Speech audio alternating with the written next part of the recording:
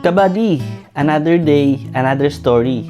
Today, nandito tayo sa Opus Mall para i-check out ang Dave & Buster's, isa sa mga pinakamasayang spot para mag-relax, kumain, at maglaro.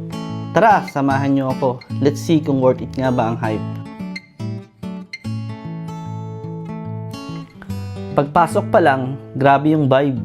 Ang daming ilaw, ang daming tao, parang every corner may excitement. Kung gusto mo ng good time with friends or family, mukhang perfect spot to para sa'yo. So para makapaglaro, kailangan mo muna mag-load ng credit sa ganitong game card. You can choose different amounts, depende kung gaano katagal mo plan mag-enjoy. Parang ganito lang kasimple, tap and play.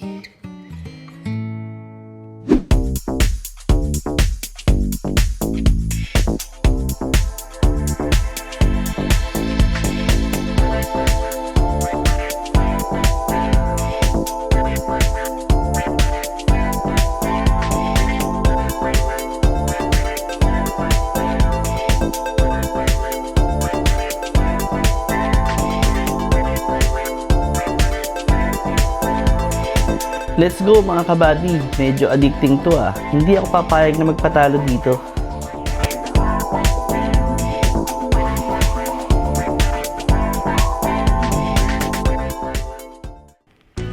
After all the games, syempre, food time.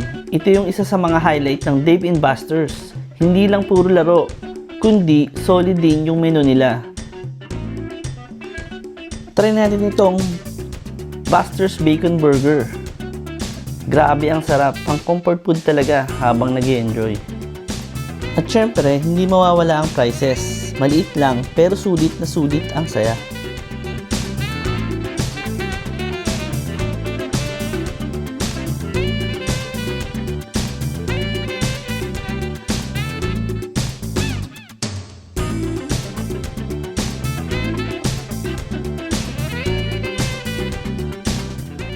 So overall mga kabady, super saya sa Dave & Buster's.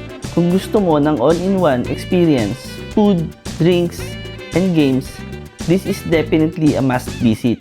Worth it for barkada, hangouts, date nights, or even family bonding.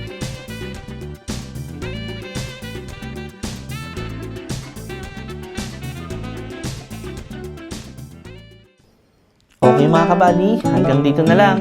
Don't forget to like, share, and subscribe para updated ka sa mga next adventures ko. Kita-kits sa next vlog.